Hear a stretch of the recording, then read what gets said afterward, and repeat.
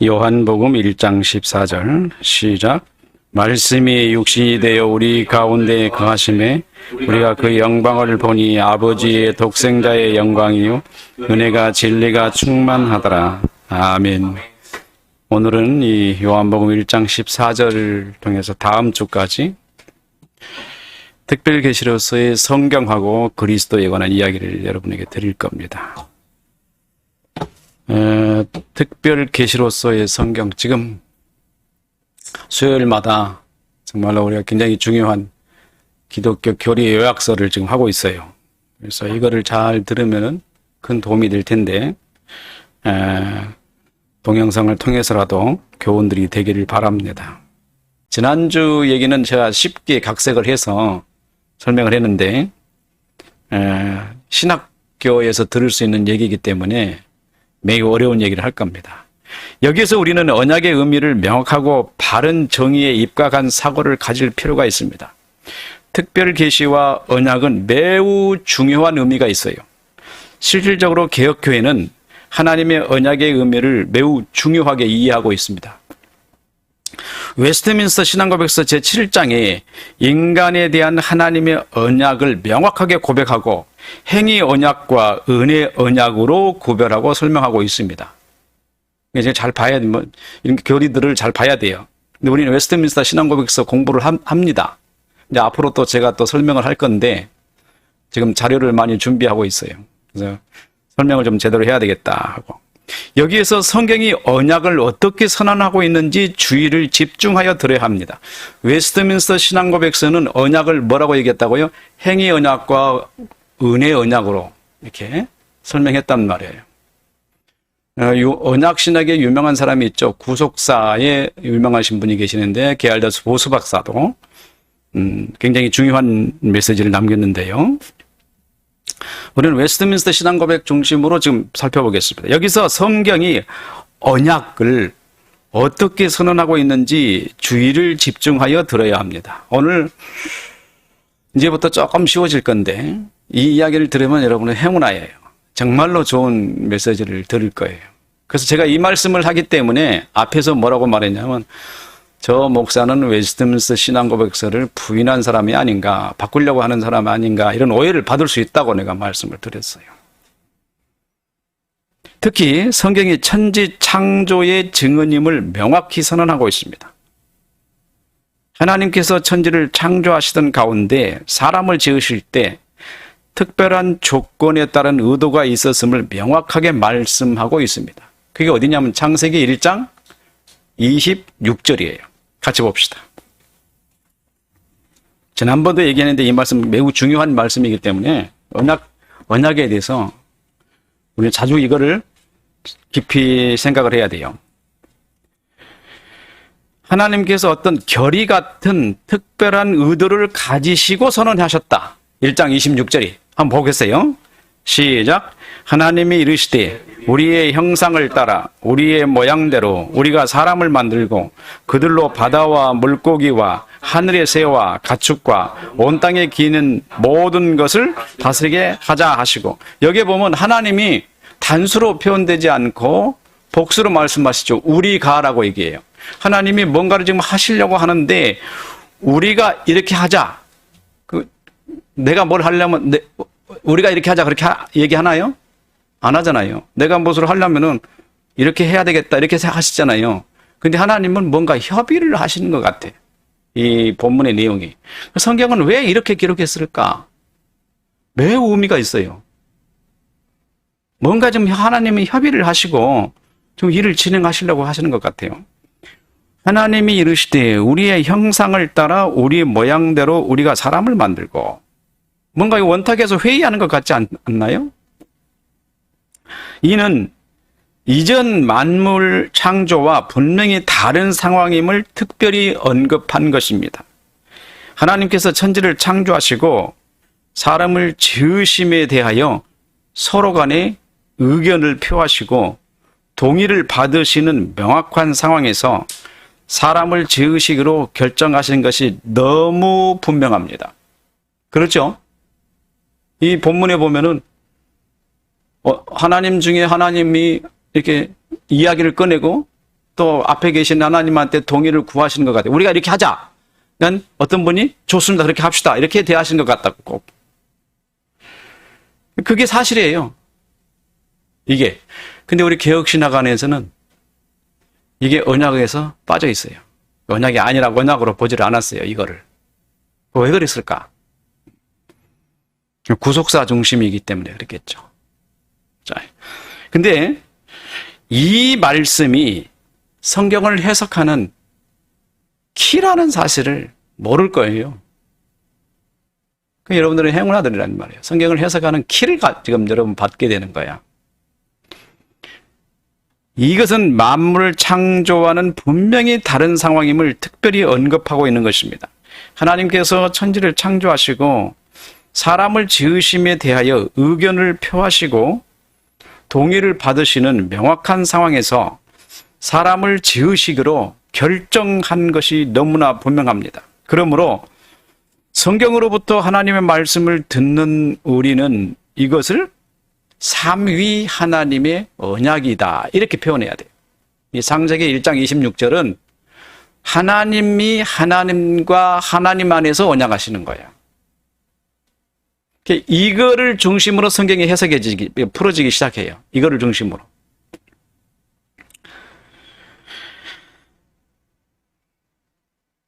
결국 하나님께서는 사람을 지으심에 있어서 삼위 하나님의 언약을 기초하셨고 이 언약을 피조세계에 선포하심으로 하나님의 뜻을 명확하게 보이셨어요. 여기서부터 삼위 하나님이 등장하는데 여기에는 삼위가 등장하지 않았죠. 하나님이 복수로 명확하게 등장하잖아요. 우리가라고 말씀하심으로. 그잖아요? 우리가 하시면서. 근데 이 언약을 기초로 성경을 해석해야 성경이 바르게 해석이 돼요. 근데 우리는 어떻게 보면은 억지스럽게 성경을 해석해 온 그런 경향들을 많이 보이고 있어요. 그걸 보고 뭐라고 말하냐? 스콜라적이다 이렇게 말해요. 이를 근거로 저는 지난 시간에 자연히 하나님의 계시를 드러낸 것이 아니다. 그렇죠? 지금 개혁신학에는 자연히 하나님을 드러내고 시편 19편을 인용해가지고 그걸 해석을 잘못하니까 그런 얘기 나오는 거예요. 자연히 하나님을 드러낸다. 이 풀 하나만 가지고 제가 설명을 드렸어요. 풀을 내가 아무리 봐도 이거 정보 모르면 하나님 못 찾아요. 있는 것 같지도 않아. 그 정보에서 하나님을 찾을 수 있다. 그 안에 지식에서 늘 얘기를 했어요. 사람이 자연에 하나님을 계시하는 것이다. 이 자연에다가 사람이 계시를 해주는 거예요. 사람에게 하나님의 형상이 있는 거란 말이에요. 이 언약 안에 그렇게 만드시기로 작정하셔서 이렇게 성경이 진행돼 가고 있어요. 우리는 거꾸로 이해했다는 거 아니겠어요? 계시를 자연에서 보려고 그랬잖아요. 그래서 어떤 사람이 자연을 보고 이게 하나님이라 그러고 거기다가 절하면 나는 이게 하나님인 줄 알고 했다 그러면 뭐라고 했어? 하나님이 보이니까. 예를 들어서 자연을 보니까 하나님이 보여. 내가 그래서 자연에게 절했다. 자연을 숭배했다. 그럼 뭐라 그럴래요? 하나님 앞에 했다 그러면 할 말 없잖아요. 하나님 우스운 분 아니라고. 그렇게 하시도록 하나님 하시지 않았다고요. 저 지난 시간에도 분명히 얘기했어요. 그러므로 계시는 자연 자체에 있는 것이 아니라 자연을 드러내는 정보에 있다. 이제 이해하게 되겠죠. 이것이 아직도 이 풀이 무슨 풀인지 몰라. 이 풀이라는 정보 안에, 이 풀이라는 정보 그 이름 안에 뭐가 있어요? 계시가 있다. 그 이름이 뭐냐면 하나님의 지식이에요. 하나님으로부터 나온 지식, 그 이름이. 이를 예시로, 그걸 예시로 아버지와 아들 그리고 태양을 예로 들었습니다. 가만히 한번 생각해 보세요. 여기 어린애가 하나 있어요. 그 어린애가 하나 있으면 이 얘의 아버지가 있는 거예요, 없는 거예요? 어린애가 있으면 아버지가 있어요, 없어요? 아버지가 없이 어린애가 태어날 수 있어요, 없어요? 못 태어나죠? 어린애가 있으면 아버지는 반드시 있는 거지. 반드시 있어요. 아버지가 없이 자식이 태어날 수가 없어. 그러면 자식을 보니까 아버지가 있다는 것을 어떻게 계시로 인식하느냐? 그거는 그 자식을 보니까 아버지가 있다 이렇게 말하는 게 아니고 그거를 표현하는 지식이 하나님을 드러내는 거다 이 말이에요. 표현하는 지식이. 만약에 자식이 있는데 그걸 표현하는 지식이 없다. 그럼 보기만 하면 하나님이 보여요? 안 보이죠. 근데 자연에는 하나님의 영광을 드러낸다 이렇게 말하는 것은 그 지식이 드러낸다는 것을 의미하는 거예요. 정보가. 그거를 명확하게 얘기를 안 했기 때문에 오해를 많이 한다. 자연 쳐다보니까 하나님이 계시구나. 자연을 보니까 그 자연을 지으신 하나님이 계시구나라는 이런 지식이, 그 지식이 우리 안에 들어와서 하나님을 인식하게 한다 이 말이에요. 그러므로 엄밀히 말하면 계시는 하나님의 형상 안에 있다. 계시가 어디 있어요? 하나님의 형상 안에 있어요. 하나님의 형상은 어디가 있어요? 사람에게만 있어요. 하나님의 형상은. 원래 사람에게만 주었어요. 그래서 하나님께서 사람을 지으실 때 하나님의 형상을 주시려고 하는 특별한 이유가 있으셨구나. 그래서 하나님은 이 일을 하시기 위해서 뭐가 필요했어요? 삼위 하나님 간의 협의가 필요했던 거예요. 그렇게 하자. 그것도 그로 말미암은 수없이 많은 일들이 하나님 안에서 있으셨기 때문에 그걸로 인한 우리가 알지 못하는 수없이 많은 지적 계산이 하나님 앞에 있으셨을 수밖에 없다. 그래서 계시는 어디에 있어요? 하나님의 형상 안에 있었다는 거예요.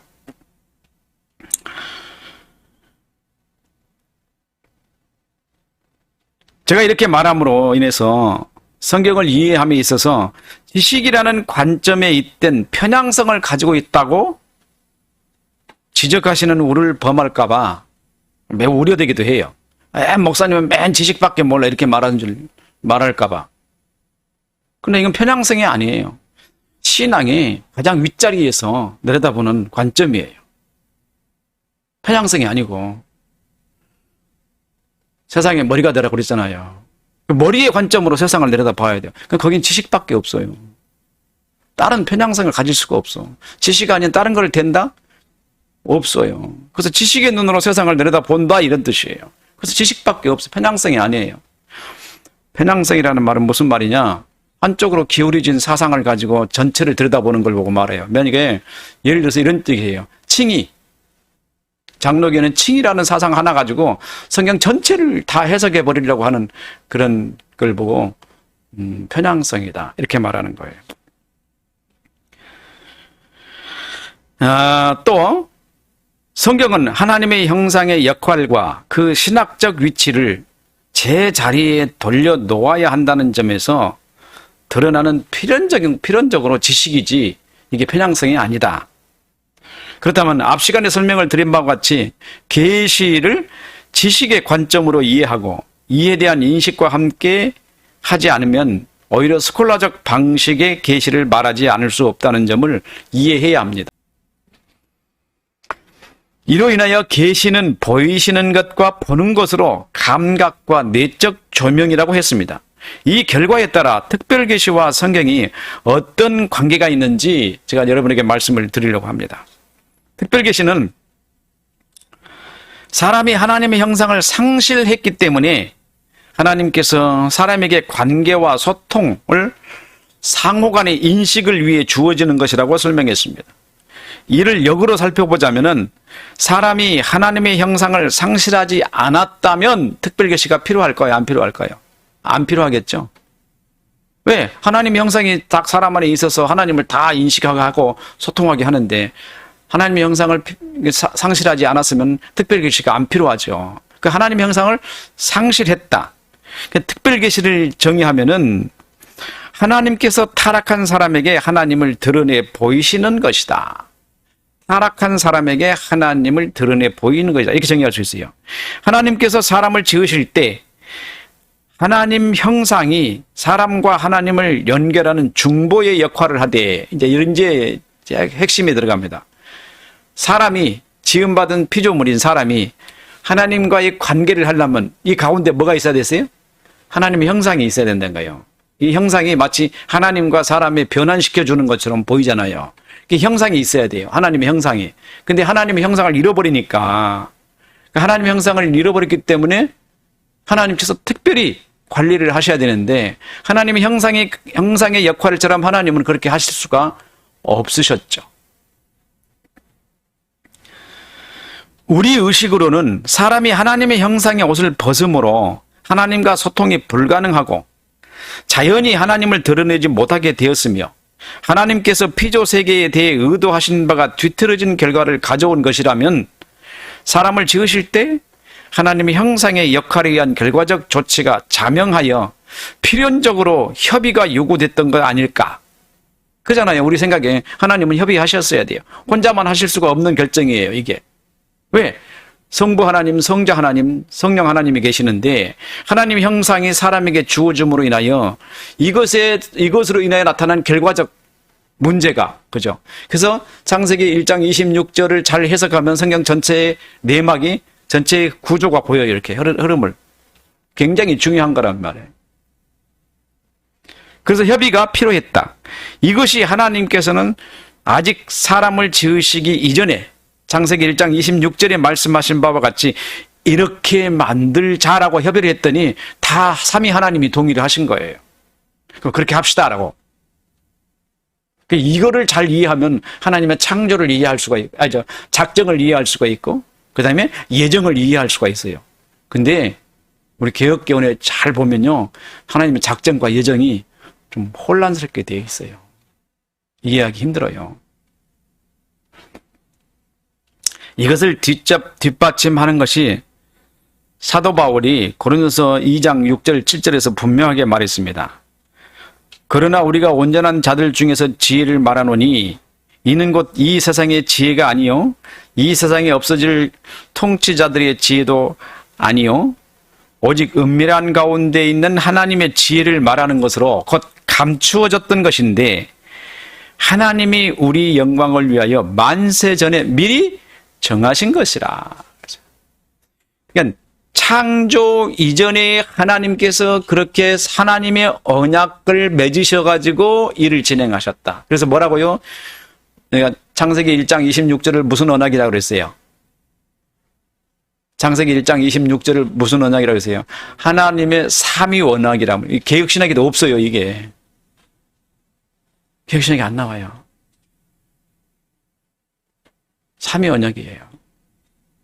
이 언약을 통해서 문제를 성경을 해석해야 돼요. 개혁교회는 성경에 나타난 하나님의 언약을 설명함에 있어서 인류에게 맺어주신 첫 언약은 하나님의 행위 언약이라고 말합니다. 하지만 성경에 드러난 최초의 언약은 삼위 하나님의 언약에 기초하고 있다라고 말할 수 있어야 합니다. 뭐라고요? 삼위 하나님의 언약에 모든 구속사의 역사가 기초하고 있어요. 보세요. 성경이 하나님의 언약책이라고 말한다면 언약은 성경 해석의 기초가 되는 내용이기 때문에 최초의 언약의 내용이 미치는 영향을 무시할 수 없습니다. 이에 관하여 구체적으로 살펴보고 있습니다만 가장 큰 문제로는 메시아를 보내시는 문제를 결정하시는 하나님의 은혜의 수단에 있어서, 그죠? 행위 언약을 기초로 한다면은 그들이 타락했기 때문에 뭐가 생겼어요? 예수 그리스도를 보냈죠, 그죠? 그럼 작정이 먼저야, 타락이 먼저예요? 예수 그리스도가 하는 사람들이 타락했기 때문에 예수님을 보내시기로 했어. 그러면 하나님의 작정이 먼저야, 타락이 먼저예요? 타락이 먼저잖아.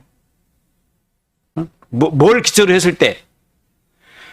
행위 언약을 기초로 하면은 예수 그리스도의 보내심은 타락을 기초로 이해하게 된단 말이에요. 근데 1장 26절에 하나님의 삼위 언약을 기초로 하면 어떻게 해요? 이미 거기서 예수 보내실 것을 결정하셨어요? 안 하셨어요? 하신 거야. 그 하시고 하나님의 형상을 사람에게 주기로 결정하신 거예요. 근데 거기에는 두 가지 옵션이 있죠. 두 가지 옵션이.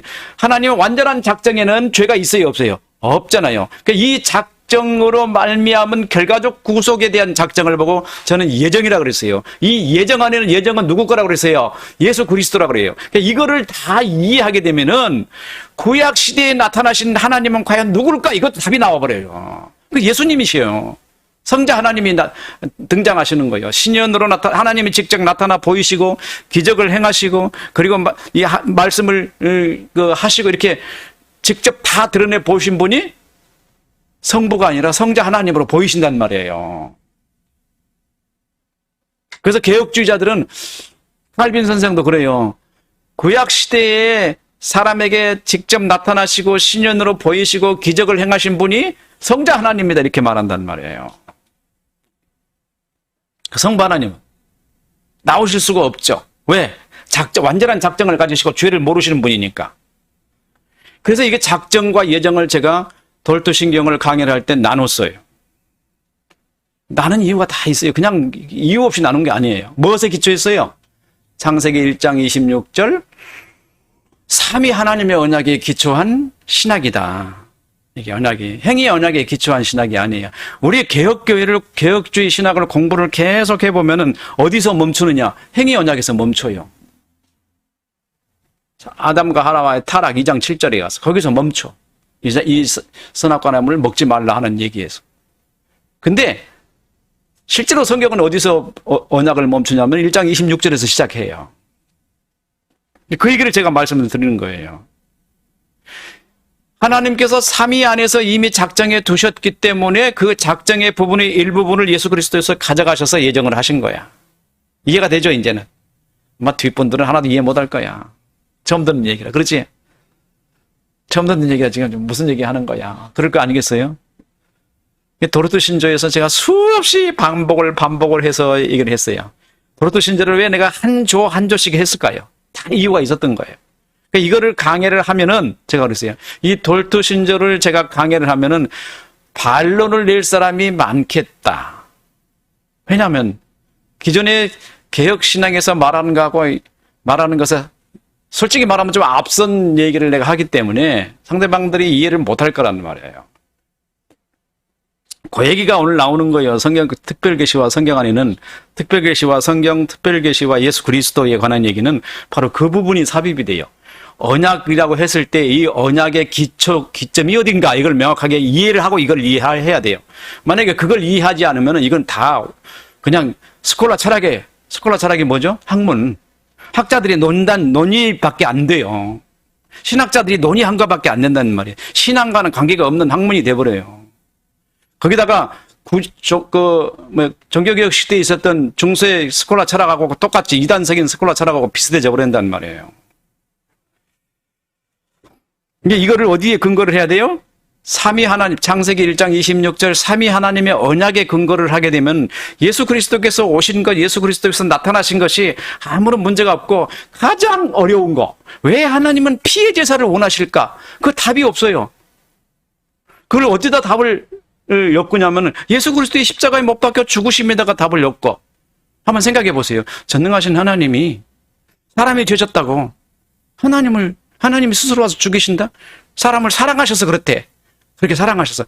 그게 타당한 이야기냐고요. 지금 이제 여러분에게 내가 말할 수 있어요. 여태까지 말 안 했지만은. 전능하신 하나님이 그 피조물 하나 죽었다고 피조물의 생물을 구하기 위해서 나를 사랑하셔서 하나님이 아들을 죽이셨다? 그런 논리가 합당해요? 이 삼위 하나님의 언약에 맞춰야 그 논리가 합당해요. 하나님께서 그때 그렇게 하셨고 누가 동의하셨어요? 성자 하나님이 그 약속에 동의하셨고 모든 것을 짊어지셨기 때문에 사람들이 나타난 결과에 대해서는 당신이 책임을 지시는 거예요. 이게 언약이야, 이게. 그래서 사람들은 고대 근동의 언약을 하나 발견해가지고 떠들썩 막 하고 나서서 막 그러는데 그 언약을 잘 몰라서 하는 얘기예요. 그렇게 발견하니까 좋기는 하지. 어떤 형식과 양식을 알았기 때문에. 그냥 언약은 바로 이런 걸 찾아야 돼요. 성경 안에서 찾아야 되잖아요. 과연 언약이 뭘까? 그리고 언약으로 인해서 예수 그리스도께서 십자가에 못 박혀 죽으시는 이유가 뭘며? 궁극적으로 성경이 왜 필요한가? 그러니까 언약을 통해서 우리가 이해를 해야 되잖아요.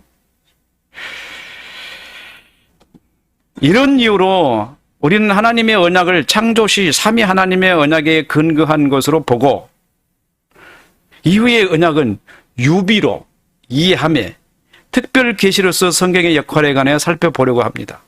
삼위 하나님의 언약에 근거한 예수 그리스도의 십자가의 죽으심은 행위 언약에 가져온 무거운 의무와 책임을 감수하시면서 사람을 지으신 것은 무한 감사할 수밖에 없다.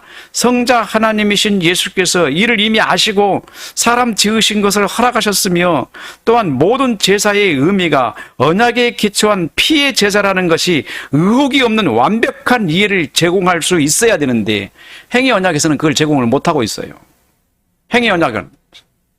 그래서 창세기 1장 26절에 하나님의 삼위 하나님의 언약. 그러니까 하나님이 인간과 맺은 언약하고는요, 하나님끼리 맺으시는 언약하고는 천지가 차이예요. 언약의 농도가.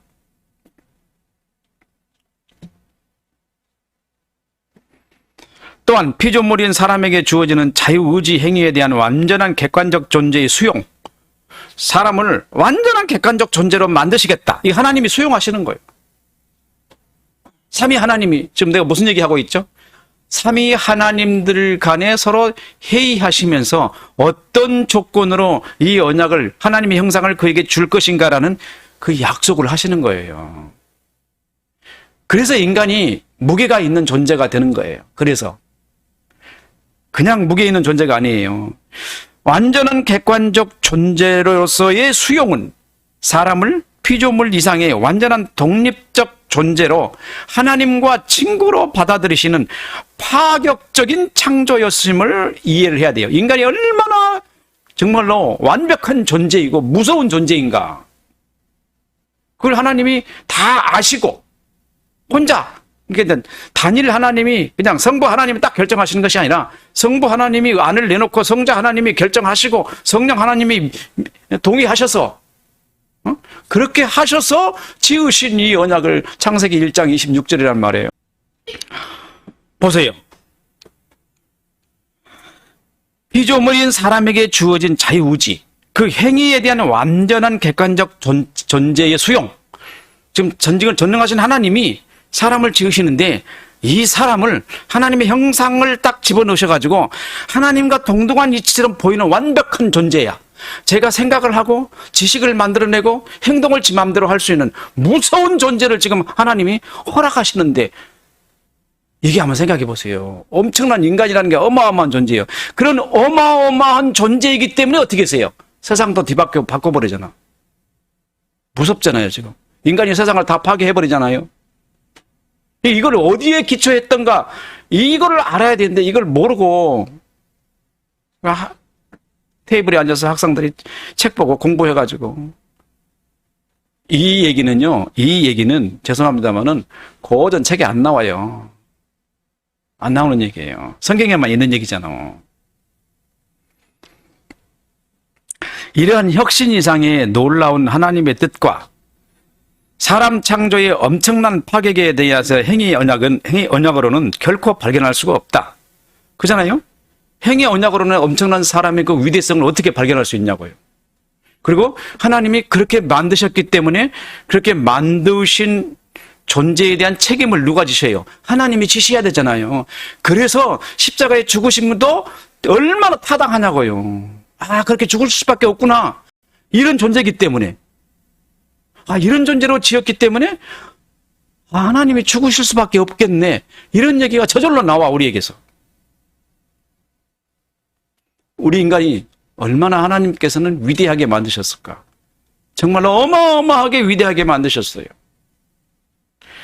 그동안 우리는 하나님께서 사람들에게 피의 제사를 요구하시는 이유에 대해서 예수 그리스도의 십자가 죽으심으로 이해하려고 했지만, 이 요구가 절대적으로 요구되는 삼위 하나님의 언약에 근거한 제사라는 사실을 미처 알지 못했습니다. 몰랐잖아요. 전혀 모르고 있었잖아요. 아직까지 그런 얘기 한마디도 안 했죠?